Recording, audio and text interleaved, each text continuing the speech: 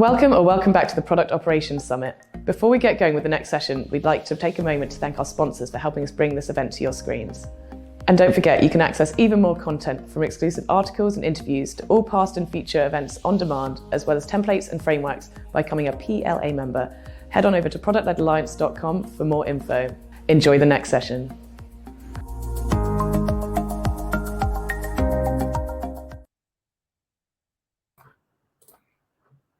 Hello everyone and welcome back to the Product Ops Summit. I'm really excited to introduce this next panel discussion, which is going to be moderated by the fantastic Jirisha Nadaraju, who is Head of Product Operations at Dojo, and she's got an amazing group of panelists who she's going to be chatting to today. Very quick plug, Jirisha actually is the host of the Product Ops podcast, which is available on LinkedIn, on her website, and also on the Product-Led Alliance website, so I will share the link in the chat with that as well. Jirisha and panelists, if you'd like to join me on the virtual stage and we can get going. This panel is kind of a follow-on from a panel we hosted about a year ago looking at definitions of product ops. And so I'm excited for Jirisha to kind of lead this conversation in how definitions, perceptions, roles and responsibilities have evolved. But now I'll say welcome Jirisha and panel and take it away. Cool. Thank you so much, Heather. And thanks for the invite again. I was at the last Product Ops Summit, I think it was a year ago. And so it's very cool to be back. As Heather mentioned, I'm Jirisha. I am currently the head of Product Ops at a UK fintech scale-up called Dojo. And prior to that, I was at another UK scale-up called TrueLayer, where I launched Product Ops from scratch, and I host the Product Ops podcast. So thank you for plugging that, Heather. Season 2 started last week, and I'll be dropping new episodes every 2 weeks. So look out for the one that's going to come through next week. One of the things I asked all my Product Ops podcast guests is, how do they define Product Ops at all their companies? So I'm very excited to dive into this topic again with the panelists that we have here. There's been a lot of chat about what Product Ops is over the past year, and we've had sort of very high profile people within the product community talking about it. So I am excited to speak to the panelists about what they think. And we actually have 3 panelists who were on the previous panel last year joining us again. So Marie, Alfonso, and Shaman are joining us again. And then Hugo coming in, who has a lot of insight into product ops. So just, I guess, a bit of housekeeping. You can use the public chat to drop your questions in, and I'll keep an eye on that. I'm looking at potentially chatting to the guests for about 40 minutes or so, and then we'll do Q&A. But obviously, if something comes up that's relevant, I'll have a look. So yeah, I think that's everything. Let's get started. And to start off, I'd love for each of the panelists to introduce yourselves, tell me a bit about the organization you work for, and tell us how product ops is defined in the context of your organization. So in terms of focus areas, pillars, structure, that would be great. I think if we could go Marie, Shaman, Alfonso, and then Hugo. We don't have to stick to that, but I will prompt you. But yeah, Marie, if you could take it away. Yes, thanks a lot, Jirisha. Nice to meet you all, everyone. I'm really happy to be part of this panel again to follow our discussion of last year. So I'm Mary. I'm the director of the product operations team at Payfit. Payfit is a European company working on payroll and HR software, so helping small businesses to automatize human resources and payroll actions. On the product operations team, we are 10 players now, so we scaled a lot in the past year. Our role is to orchestrate the department to maximize fulfillment, efficiency, and impact. When I say department, I'm including product managers, product designers, and engineers. So we are not working only with product managers. And we are working on 4 main pillars. The first one is about strategy, making sure that our department is working in the same direction than the company and help the company complete its mission. The second pillar is about intelligence, making sure that the teams have access to all the right insights to take the best decisions. We are also working on enablement, making sure that they are working in the best conditions. And the last pillar is about excellence, so making sure that we share our knowledge and that everyone can have access to all the tools and knowledge that they need to do their job well. Cool. I think Shaman, you're next. Hi again. Good to see everyone. I'm Shaman. I head up product ops at Dext. We are a software company that helps our accountants and bookkeepers with their processes. What is product ops at Dext?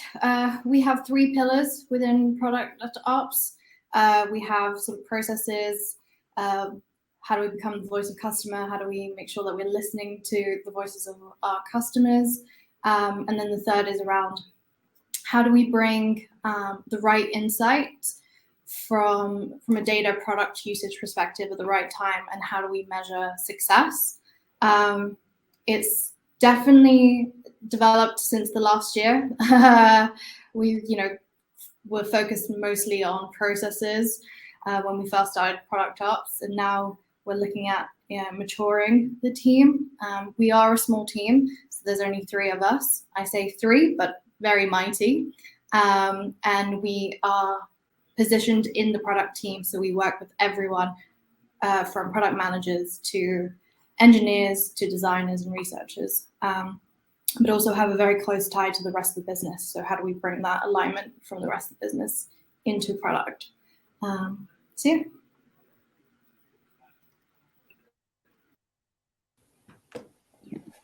Hello, everyone. My name is Alfonso. I'm from Latin America. I work at Uber. I lead the marketplace product operations team. Been at Uber about almost 7 years. I started in Latin America, and about 3 years ago, I moved to San Francisco to lead this product operations marketplace team. And in marketplace, what we do is we focus on three products, basically, or 3 areas of products: incentives, pricing, and matching. And within the product operations team, what we try to do is basically 2 things. We try to make sure that we are gathering insights and having a pulse of what's happening on the ground. As we operate in multiple countries across the globe with local nuances, we want to make sure that we have strong alignment with what's happening on the ground, with the teams on the ground. And 2, we ensure that launches are happening efficiently across the globe. That entails that we are coordinating with legal teams, with ops teams, with customer support teams, and making sure that our launches are going smoothly across the globe. So excited to see what the different companies have evolved their product ops functions. Yeah, and hi everyone. So I'm Hugo. I'm from OL. I'm in Lisbon, Portugal, and I'm working at OLX Motors. So basically, it's a classifieds platform, and then we're focused on the part around motors, so vehicles, motorbikes, vehicle parts, etc. And I'm leading product operations in the product org. And basically, we focus on 3 main pillars, which is 1, the people, 2nd, the practices, and 3rd, the systems. The people in terms of how the team is evolving, the maturity of the capabilities of the team, and building that out.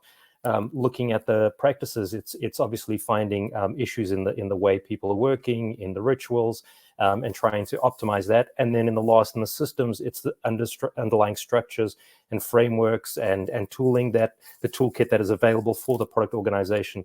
And then, yeah, it's similar to what Alfonso was describing. We're also looking at how we connect to local markets and to the central product organization. So, yeah, that's it for me. Cool. Thank you so much for explaining that. We already have, like, I guess, some differences and similarities coming through in the way that each of you have described that. Before I go on, I wanted to just very quickly play some of that back to you to make sure that I've understood it correctly. So Marie, at the moment, your product ops team is about 10 people in size, and you sort of are this team that's orchestrating stuff to do with fulfillment and efficiency. But one of the interesting things I think about your product ops team is that you focus on the whole product org. So it's not just necessarily partnering with product managers, which I've seen before, but it's working with designers and engineers and everybody to sort of make that happen. Yeah. And cool. And then Shaman at Dext, I think you mentioned that actually it's a smaller team. So there's 3 of you, small but mighty. I love that. And you are kind of looking at 3 pillars at Dext, which comes down to sort of like processes, bringing through the voice of the customer. So how do you bring those customer insights to the product teams? And then also the data insights. And I think something you mentioned there I also liked, which is the fact that when you got started, you maybe focus more on process in product ops. And we'll chat about that more, but I do feel sometimes the stage and maturity level that you're at in your org will actually determine the type of work that you might be doing in product ops.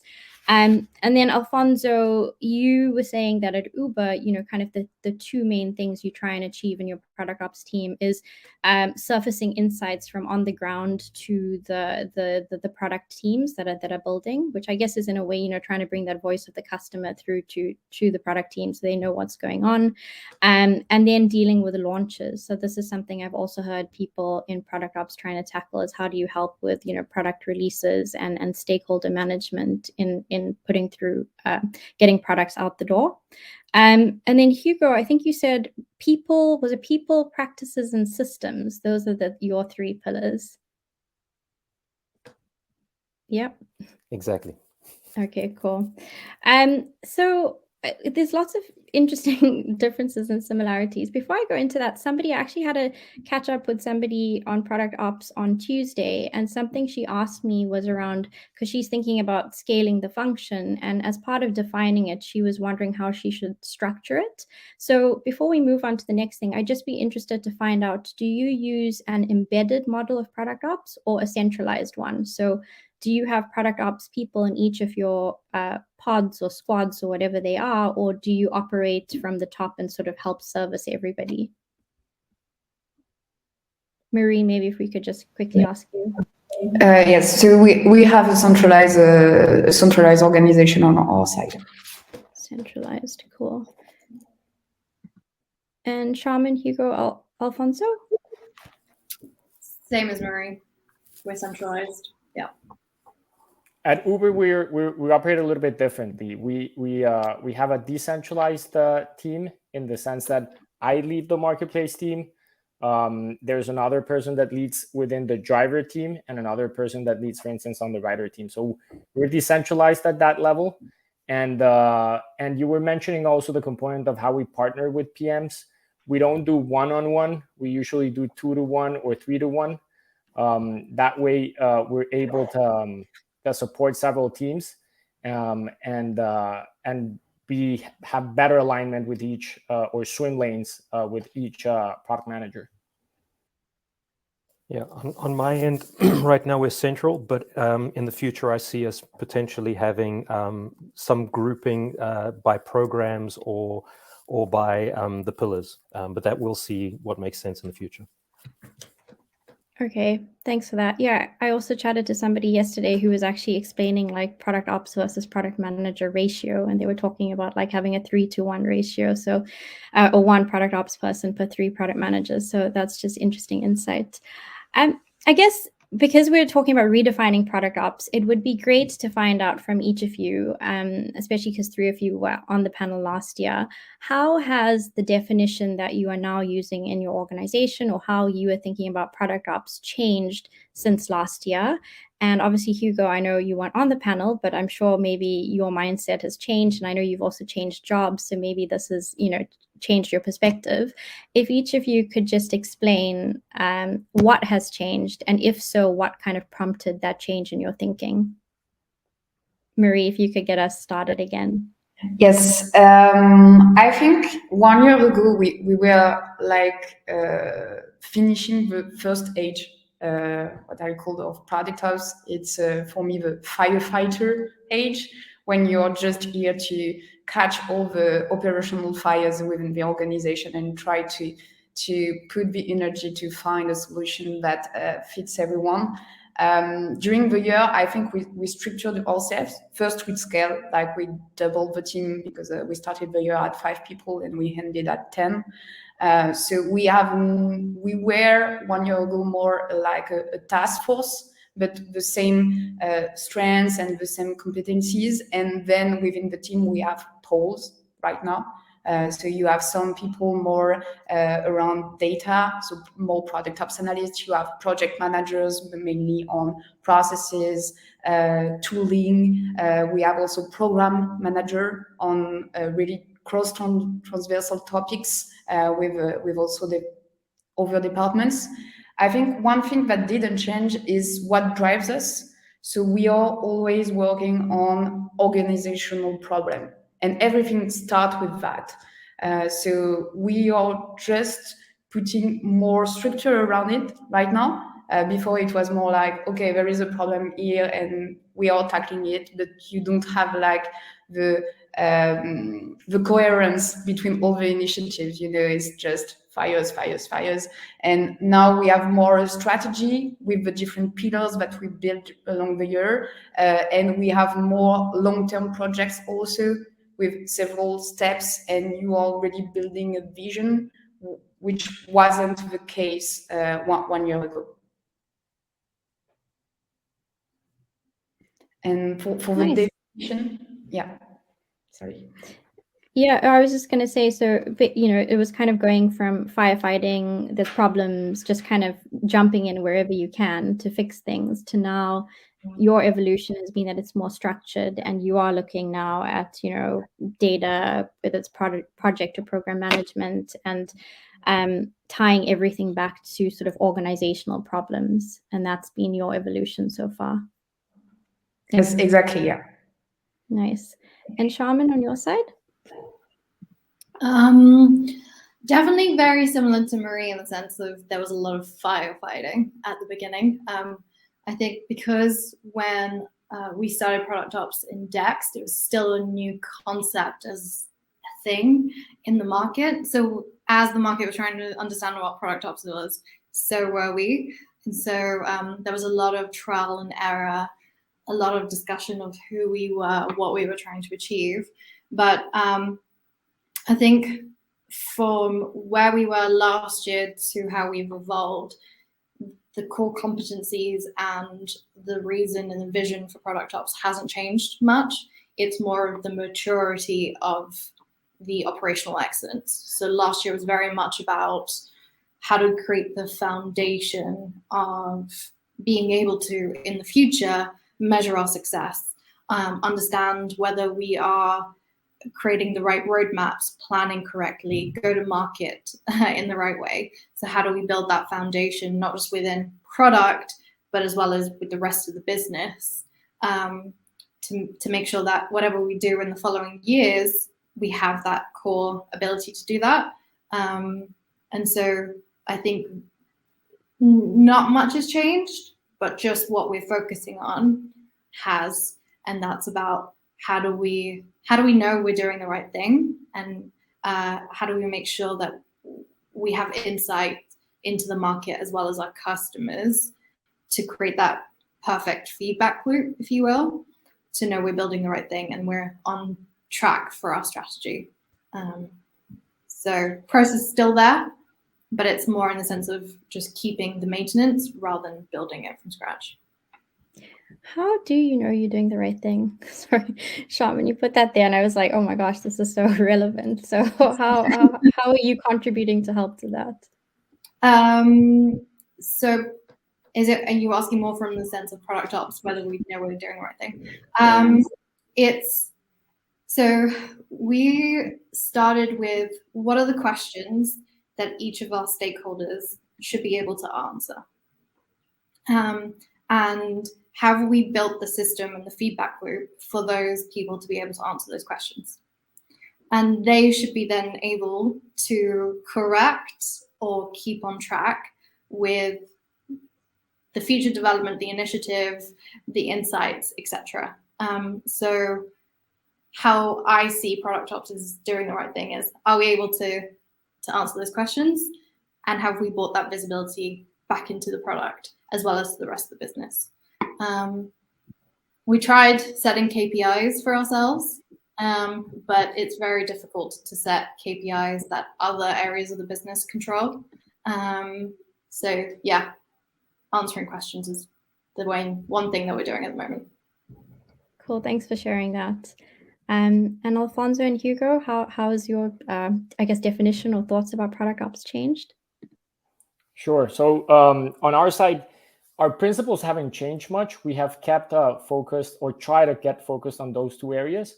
However, in the past year, given how the market has changed, job market has been a little bit more tight, we've had to flex a little bit more, and in some cases do some of what other functions used to do. For instance, in a little bit in certain team on product analysts. So I think how the product operations team is structured gives it a little bit flexibility to flex in different directions when needed. And in terms of measuring success, I think one key metric we try to make sure we are progressing over, it's in coverage with our products across the globe. And the key piece there is when we are not making progress, that we're able to capture what's happening on the ground to see what are the potential gaps or opportunities we're seeing that we should work on to make sure that the product serves all our customers globally. Great, thank you. And was there stuff that stayed the same, I guess? Was there anything that was, very strong? Or what is something that is similar from last year to now? In terms of what's similar, basically the areas of focus we do within the team. So we keep focused in making sure that we have that pulse on the ground, and we are having good alignment with local teams in what we are working on and what we're delivering, and also on the launch piece, and making sure that we are even stronger in making it more efficient, and that all local teams are working together to make sure those launches are successful. Got it. Okay, thanks. And Hugo, I guess over your past year and changing jobs and all of that, what insights can you bring? Yeah, for me, I mean, similar to what everyone else said, right? The base principles haven't changed completely, but I think the maturity of how we look at product operations has evolved. And I feel the same thing. In my case, I went from a huge organization, where we had so many domains and so many product people working with us. We were a team of 4 to suddenly I move into OLX, where I have to start things from the ground up, and I'm starting a new team, and what has changed is it's exactly the difference, the maturity of the organization. It's a different maturity of also the process of practices and the way teams. And so you almost have to change your way of thinking, right? You have to go back like 20 steps behind, right? And it was more around that. It's being completely adaptable, and it's making me rethink a lot of the ways I think about how to approach some of the stuff. So it's more my approaches that have changed rather than my actual baseline principles. Yeah, really interesting. And also just found myself like nodding along with what you were saying, because I agree. I think a lot of it goes down to, I guess, the maturity level of the, I guess maybe even the product org that you're in. And also at the moment, I've gone to a company where I'm starting off again as the first person in product ops. And so the scope of the work that you can do is also, I'm one person. So I think my pillars at the moment are kind of like around transparency and methodology or efficiency and support for the product team. But obviously the things that I can tackle within those buckets are limited at this stage. And I'm trying to focus on where can I have maximum impact and build up foundations.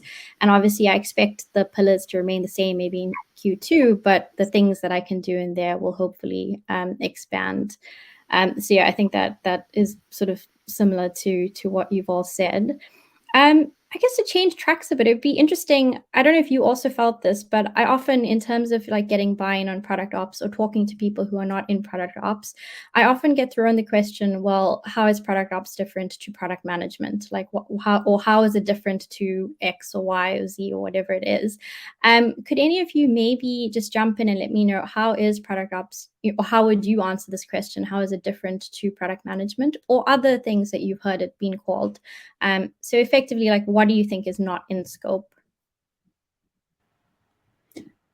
If I can start, usually when people doesn't know who is product ops, I'm trying to define it by saying we are the product managers of the organization. So you have things that you do like a product managers, like every initiative that we start by a discovery. So you do interviews, you do benchmark, you do data analysis, like a product managers, but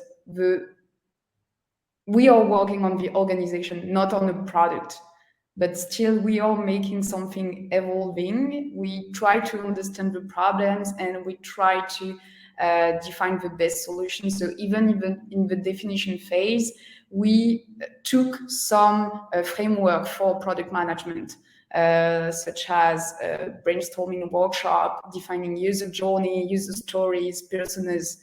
That are the things that we do, maybe like a project manager, but then you have the other part with change management. How do you train people? How do you make sure that you have the right level of engagement?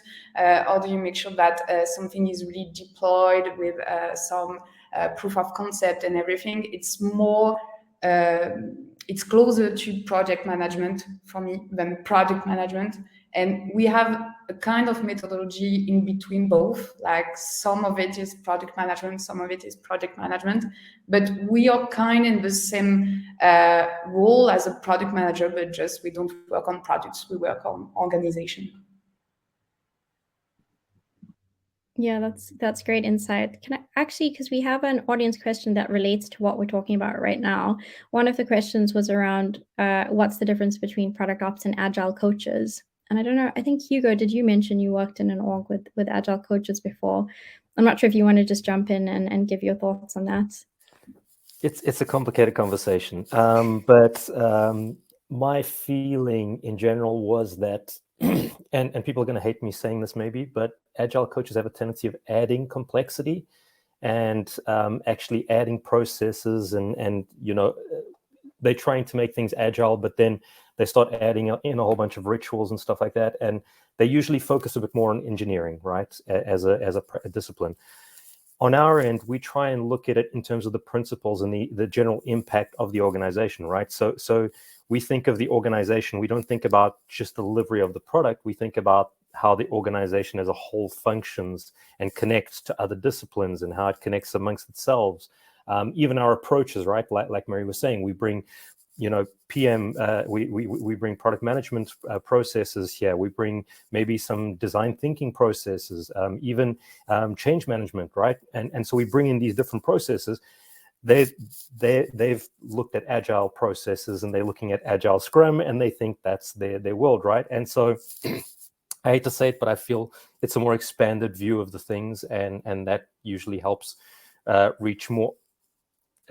How do I say it? But a more autonomous and almost more agile way of working than actually the agile coaches. But not all agile coaches, right? I don't want to paint it the same way, but this is my experience. At least that's what we saw, right? Where suddenly the practices got so complex that there were actually blockers in terms of agility, and so yeah. I actually have a different experience to Hugo.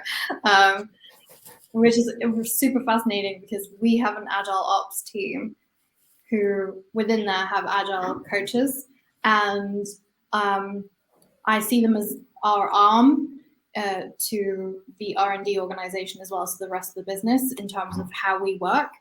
The biggest thing they always say to people is, you know, let's never talk about processes. Let's talk about whether we're doing the right thing. So maybe it's the approach of certain agile coaches and the way they position and the narrative they talk about. So in my experience, if we didn't have agile coaches or the agile ops team at DEX, we would have never been able to do half the things that we could have done here and scaled as quickly as possible. So, and also help us scale with the rest of the business. So product can only go as fast as the rest of the business. And they helped us introduce this concept of agile thinking in the rest of the business. So shout out to my Agile Ops team. So I know to ping you when I need to talk to Agile coaches in the future, definitely. Nice.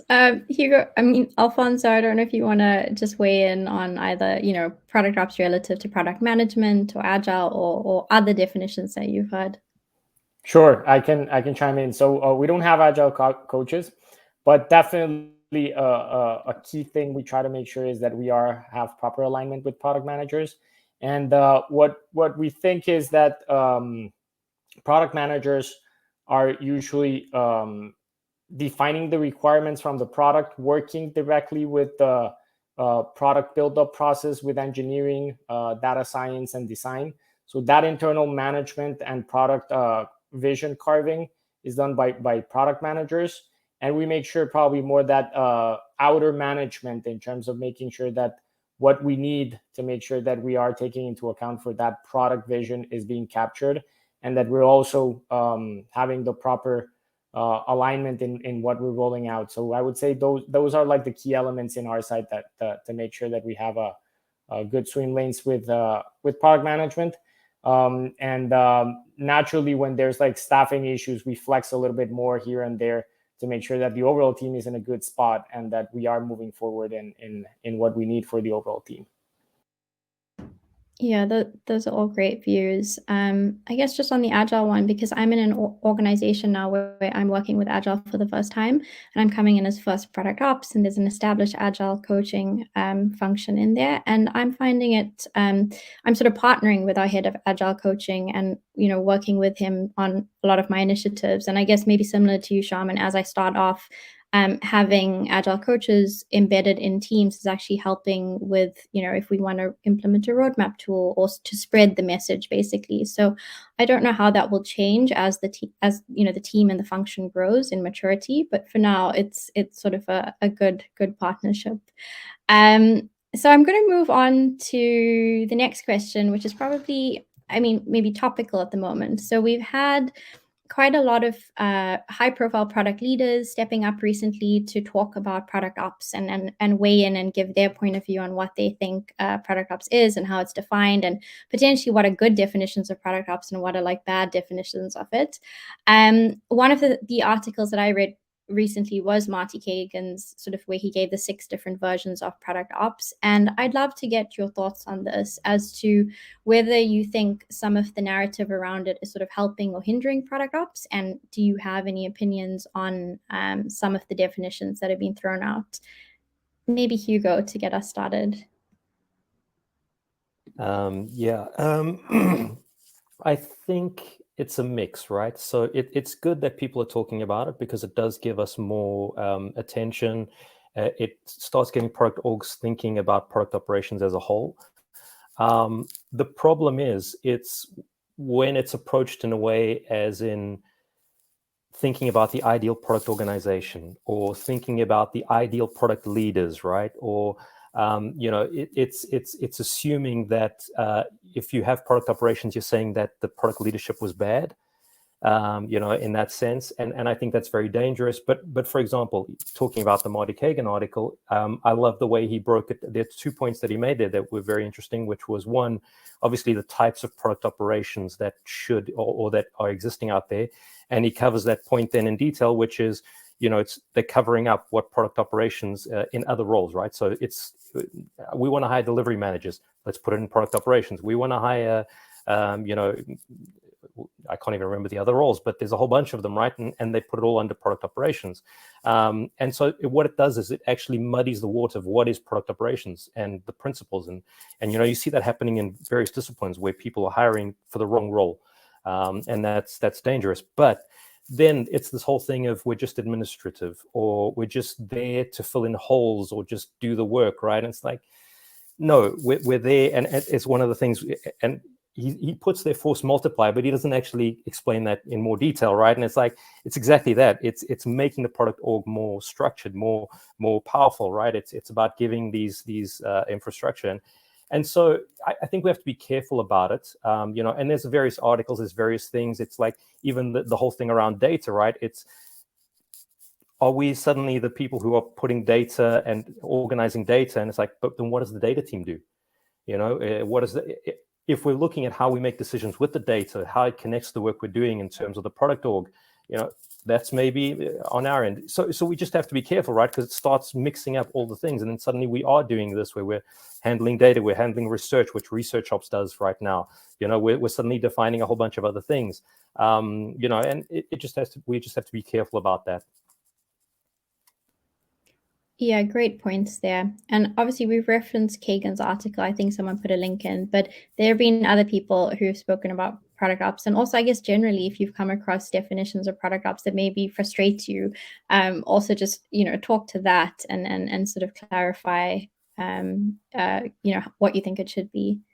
I don't know, Shaman, you looked like you were taking yourself off mute. So I don't know if you want to jump in. I can do. I think just think about what your organization needs, and make sure that you're not doing someone else's role, in the sense of you're enabling the decisions to be made, and you're enabling for processes to be developed and teams to work better together. I think there are obviously different definitions of product ops out there and what it should and shouldn't be. At the end of the day, it's really about, are you helping the team hit the strategy goals and the company goals? If the answer is yes, then crack on with it. If the answer is no, go back to the drawing board and think about where are the blockers. Because I think we'll probably have loads of more articles around what product ops is and isn't, and we'll probably get to a point where we have a clear definition. But until then, do what you think is best, because you know your company better than anyone else. But there's nothing wrong with taking inspiration. Don't feel like you're doing the wrong thing, as long as you know that it's the right thing. Yeah, I think that's great advice. And especially if you're getting started, right? I don't know if this has been the same, but in my experience, product ops started because of problems that the organization was facing, and they were very specific. And maybe they were things that just didn't fit quite neatly into anything else, but felt like they were product ops. And so that was the reason, for starting it, because I don't think organization necessarily say, oh, I just want to have a product ops team. It's like, what problems do we have and who do we need to fix it? And then it evolves. And I think starting with that is not necessarily bad, because for sure my scope was way bigger than it ended up being to start with, because you start saying yes to things and then you realize, oh, this could fit somewhere else. So as we hire more people, it will fit somewhere else. But ultimately, if you are adding value and you're impacting the product org in a really positive way, I think that will just naturally evolve. So getting caught up in the noise about right at the beginning about making it a perfect product ops org is, I think, just a lot of pressure on anyone to be like, oh, you're doing it the right way or the wrong way. You're just starting and you'll figure it out. So Alfonso, you want to say something too? Yeah, basically, I what I would say is, I don't think there's broadly any sense of terms of what's wrong and what's right in terms of product operations. I think organizations evolve and they need to be rethinking how their structure is and which type of principles within teams are important. And as long as we have certain principles that are aligned with the name, in part also in terms of we have an operational component, we want to make sure that the operations are working well within the product team, and that we are rethinking that and making sure that we are focusing on the right things for that organization. I think that's the key important thing. I think trying to force a clear definition all across the different companies, it's quite hard, and making sure we have that flexibility naturally with some guardrails, it's what's important, and companies will evolve and will shift within those broad guardrails as needed.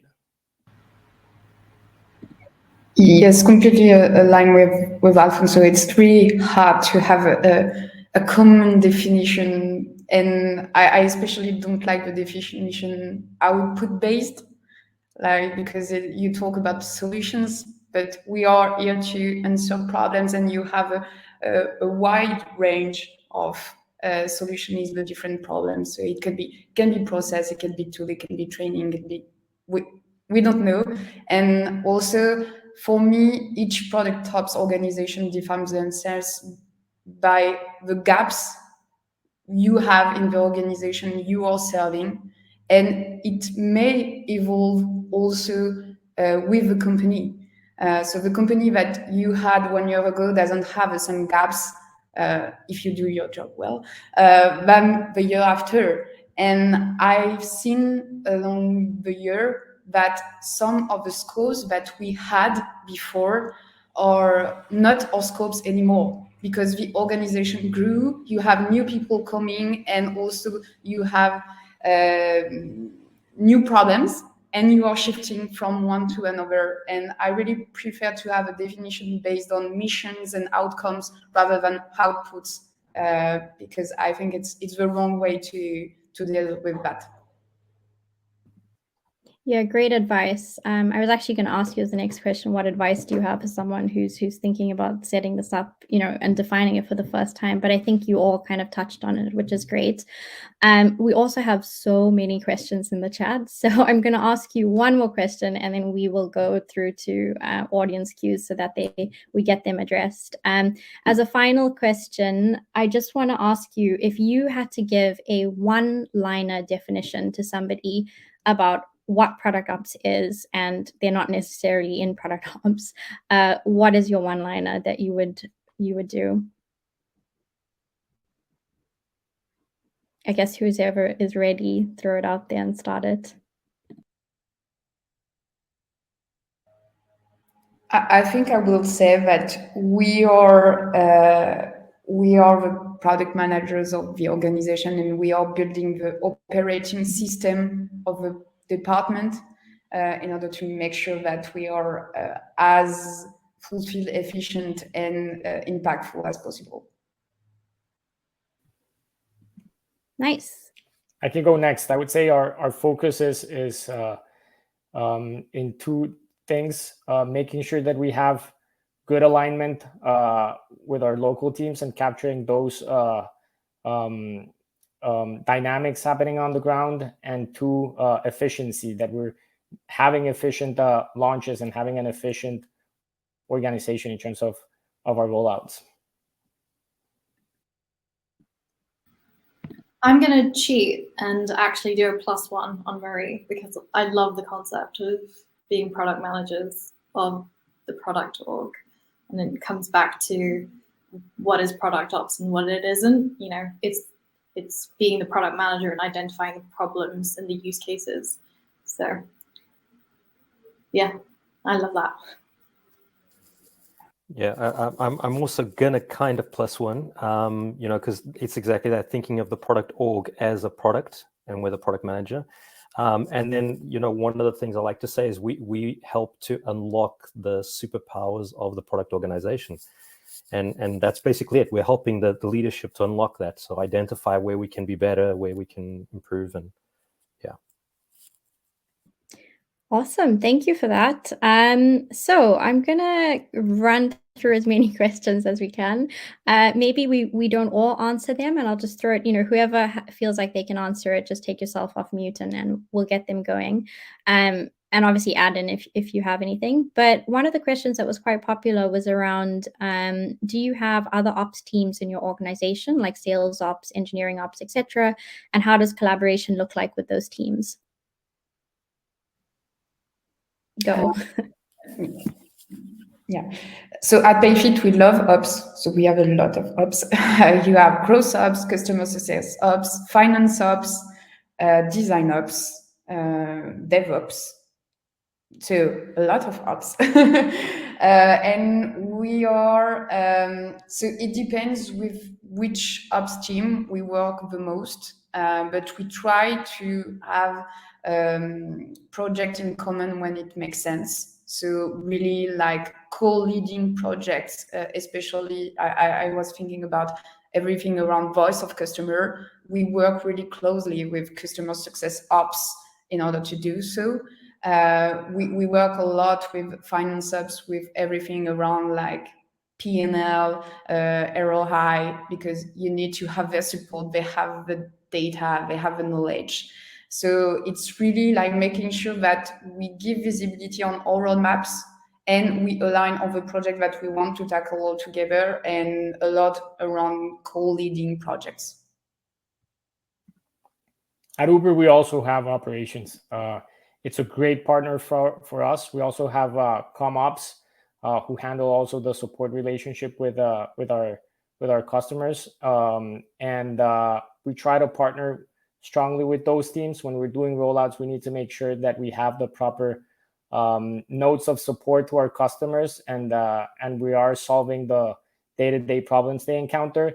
And operations are our teams on the ground, which we make sure that we are as aligned as possible, and making sure that we are capturing what they're seeing from their marketplaces locally in every city we operate. Yeah, on my end, Cool, I'm still thank you for trying to that. uncover all the ops roles. Sorry, no, I'm still trying to uncover all the ops roles, but we also have quite a few. But as we connect, we are connected regularly and aligning on everything. So yeah, similar. Yeah. I mean, I guess TLDR, product ops is a highly cross-functional role, and we definitely lean into our ops counterparts across the org and try partner where possible. The next question is from somebody who said, I'm curious about at what point companies are creating product ops functions, like how many employees? Does anybody want to start and just say how they think about this? Yep. I will take it from a different approach of where I've been offered a role for product ops outside of Dext. And I've been very open to it because I'd like to see where people are creating that organization or that team. And so the trend that I'm seeing, I'm not sure everyone else, is that they know they're about to grow exponentially, and they know they need to create an infrastructure or an environment where they can do that. So it doesn't really matter what size company, just in the sense of, yep, we're gonna start hiring, or our growth of the company is going to start accelerating. We definitely need someone or a team to help us with this. Yeah, I think you hit the nail on the head there, Shaman. In my experience, it's all about scaling. Like, at what point is this company about to scale? And when I started product ops, it was like, we're now going to have multiple products in multiple geographies. And oh no, is the product all ready? How do we set up foundations to make sure like information flows properly and communication, and trying to help them be more efficient? So I think that was a good answer.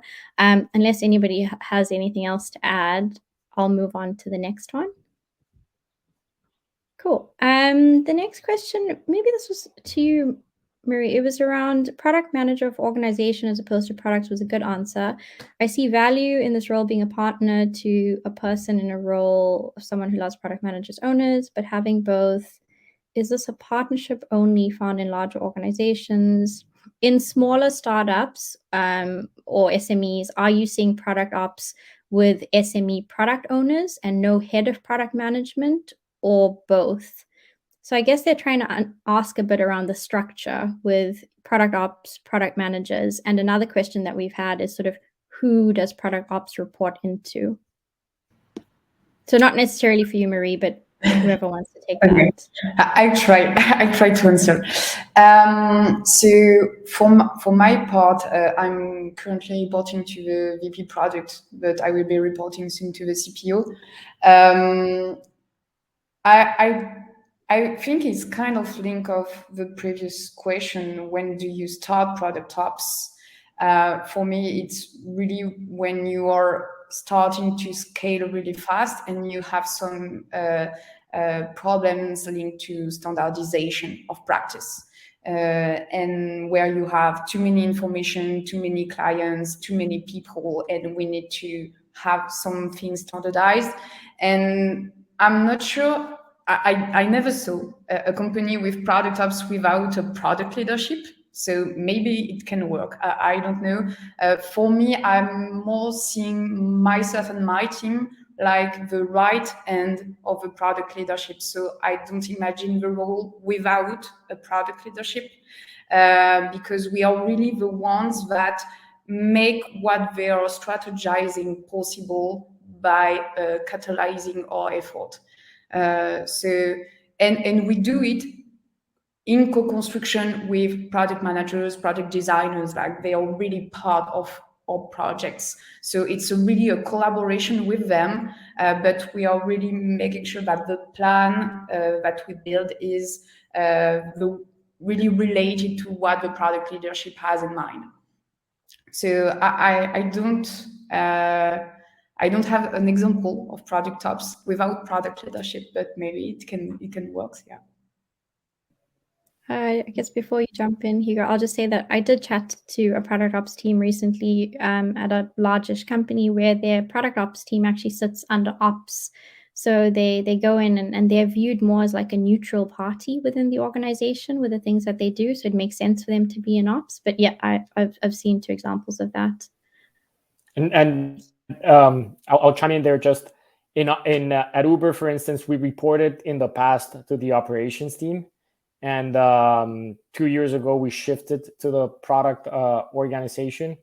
And we do try to make sure, since we are that team that it's capturing what's happening on the ground, we want to make sure that we are reaching that alignment and we're not creating frictions between teams, but actually adding to how we are aligning to what we are rolling out.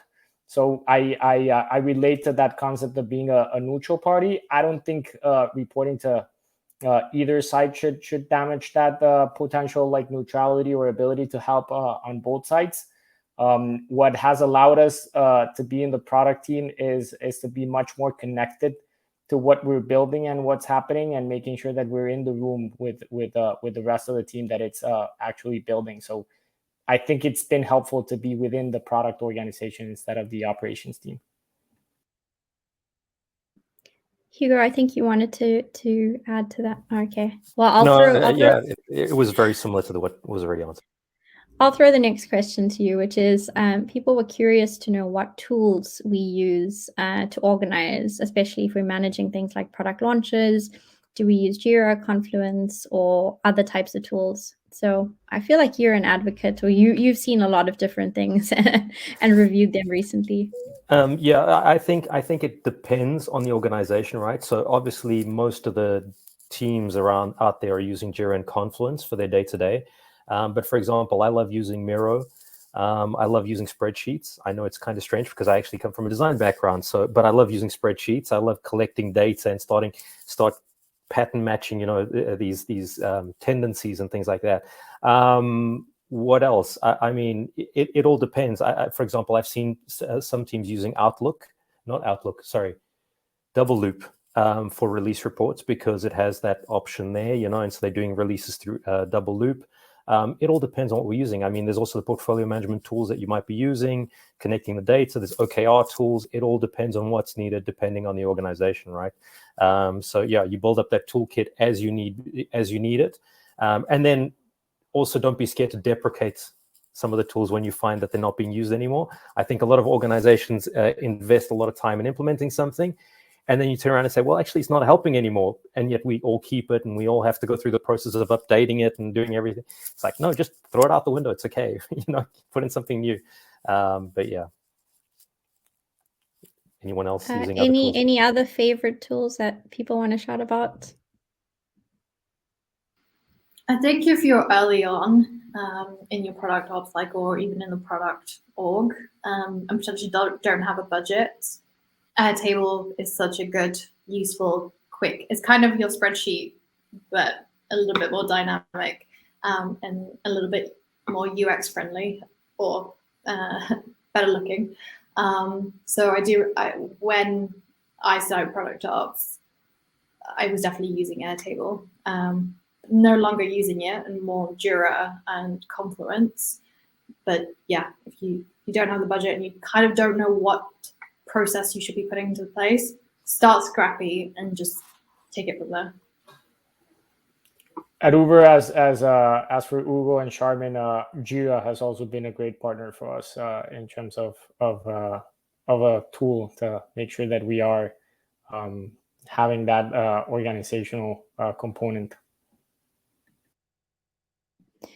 Nice. One of the questions that is coming through, and maybe there's a theme around it, and we might have touched on it earlier, was around what kind of metrics are we using to measure success as a product ops team in terms of, the objectives or goals that you tackle each quarter, basically? So how are you thinking about defining your goals and measuring success as a product ops team?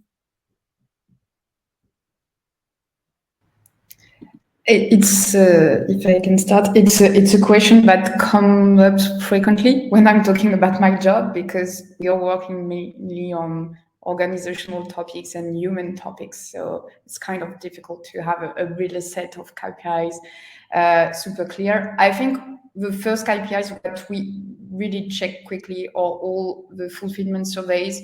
So at Payfit, we have quarterly fulfillment surveys with 40 questions, and you have a lot that are linked to our jobs, like do I have the right processes and tools to do my job well? Do I have access to the right knowledge? So all these specific questions that are linked to our scope, we are really looking to all the comments and the trends.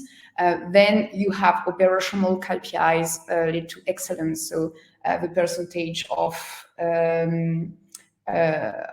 your population working on maintenance, the time to put into production, the number of regression, the time to do a discovery, the delivery on time. So you have a few KPIs on operational excellences, and then on project, more specifically, we have OKRs, so really specific OKRs on each project, making sure that we have something measurable to be able to measure the success of the project. So depending on the project, it can be more or less qualitative or quantitative, it depends.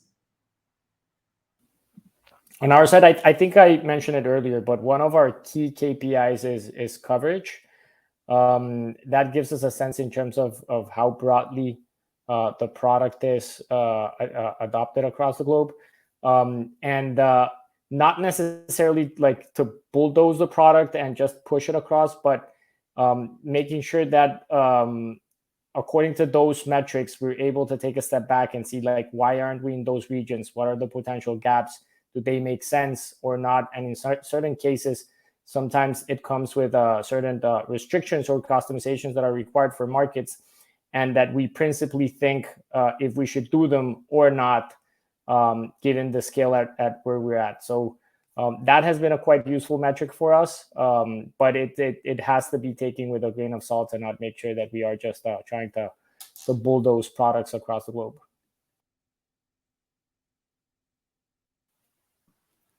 I guess I can also go on this. So actually going back to the whole thing around thinking of the product org as a product, what I've been doing is I've been laying out some journey mapping of, like, for example, the internal people, right? The product org people. And what that has helped me to do is then break it down into workable parts. And through there, I've been able to identify key metrics for each part of that. So for example, if we're talking about acquiring the right talent, we're talking about hiring, we're talking about onboarding, engagement, and each of those stages, I can then define key metrics depending on what I'm going to work on. And some of those metrics, I'm actually not the owner. So it might be, let's say, for example, the HR team, but we then can measure the health of that process or that stage in the process. So, and again, we also have an engagement survey that goes out every year. And then we're going to be sending out every 3 months a small health survey metric just to find out, how the team is doing, how they're feeling, how they're comfortable. So. Okay, and I guess, go for it, Shaman. No, I mean, if we have time, just really quickly, I think if you are struggling with trying to measure the success of product ops or how to put a KPI together, potentially have a look at value stream mapping with your product leaders. So scoping out the different stages of processes / the stages of product development, and together creating a hypothesis of where you think the blockers are, validating that hypothesis with data, and then creating like timeframes as well as goals. So you've got the support of the product leaders to push those improvements, as well as the team within product ops feeling that you've accomplished something and you can see the iteration as you go. So yeah. Cool. I think we are almost at time. I don't know if we have time for one more question, but I'll ask this last one that we have, and maybe one or two if you can take it. We had someone asking about what advice do you have if they're thinking about launching it in a startup for the first time? And somebody asked, how do they scale it when the organization is growing so fast? So if you had to give one piece of advice to somebody who's doing that, launching it and trying to scale it in a really fast organization, what would it be? Shaman. If you're trying to scale it in a fast organization, look at impact over process. You're not going to have time to embed things in a really fast-paced organization really well. So think about where you could create small improvements versus tackling on big projects. And then once you're comfortable, then look at, okay, what are the long-term goals that we can tackle? And then potentially start with where do you want your organization to be in a couple of years' time? Or what does the product director or VP or CPO want in the short term? So start small, then go big, but only once you're comfortable. And it can take time for you to be comfortable. So that's also okay. Yeah, I think as Charmin said, there's going to be a lot of firefighting. So just make sure that you take a step back to think about how the org is better suited to where the company is.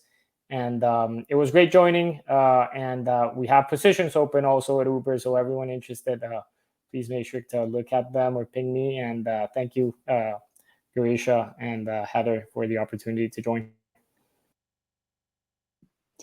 Amazing. Thank you so much, everybody, for participating in this. I think we got a lot of great discussion. I was scribbling down notes as all of you were talking, and I will take that into my own product ops thinking and my organization. So I hope the audience found that useful. We're definitely at time now. So yeah, thanks again. And I guess over to you, Heather. Thank you so much, Darisha, and fantastic panelists, Hugo, Charmin, Marie, and Alfonso, for a really great discussion. I think the level of engagement and the amount of questions in the chat showed that, everyone was super engaged with everything that you were saying. So thank you so much. I was taking a lot of notes as well. So yeah, thank you all so much, everyone. And everyone in the audience, thanks for tuning in. And don't forget to check out the POPs podcast as well. The link is at the top. But thank you, everyone. And yeah, it was a pleasure to have you involved. Thank you, everyone. Thanks. Bye. Thanks. Bye.